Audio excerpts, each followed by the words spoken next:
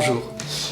La Galerie Yoko est aujourd'hui heureuse de pouvoir vous présenter un relief originaire du Gandhara, région qui se situe au confluent de la Jhelum et de l'Indus, dans les parties nord de l'Inde, entre l'Afghanistan, le Pakistan et l'Inde.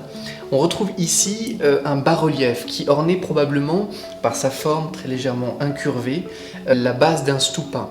Le stupa étant composé, vous le voyez, d'une partie légèrement bulbeuse, il s'agit de l'anda, et en ses registres inférieurs, les artistes et artisans de l'art du Gandhara avaient pour habitude d'y insérer des panneaux narratifs qui sont absolument représentatifs de cette jonction entre un art figuratif et historié du Gandhara et un art plus décoratif mais également plus naturaliste, voire idéal, qui est celui de l'art indien.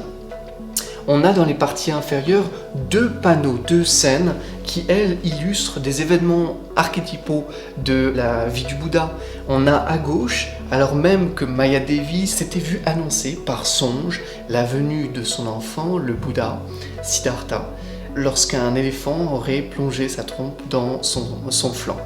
Et lorsque l'on regarde la scène, on retrouve en effet Mayadevi, reine des illusions, selon l'étymologie, qui donne naissance par son flanc au saint homme, celui qui deviendra plus tard le premier propagateur de la doctrine bouddhique.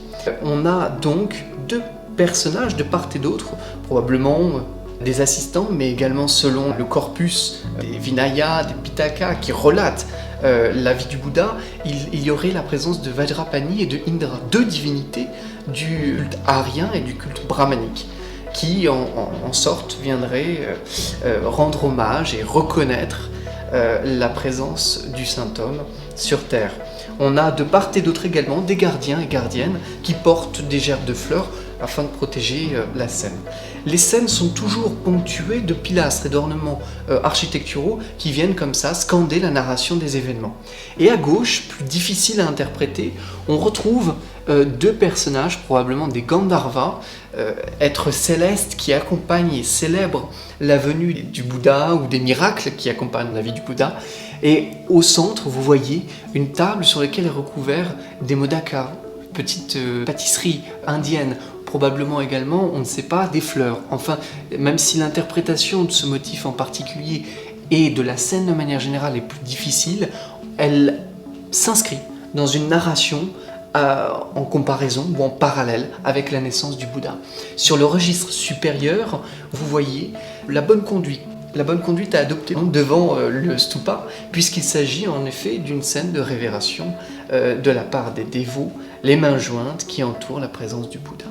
Le stupa en lui-même symbolisait la présence de Shakyamuni, ce monument funéraire qui va être un des éléments essentiels du culte au sein des monastères du Gandhara et d'ailleurs, témoigne de l'apparition et de la structuration d'un vocabulaire iconographique inédit, dont vous avez un très très bel exemple aujourd'hui. Je vous remercie de votre attention.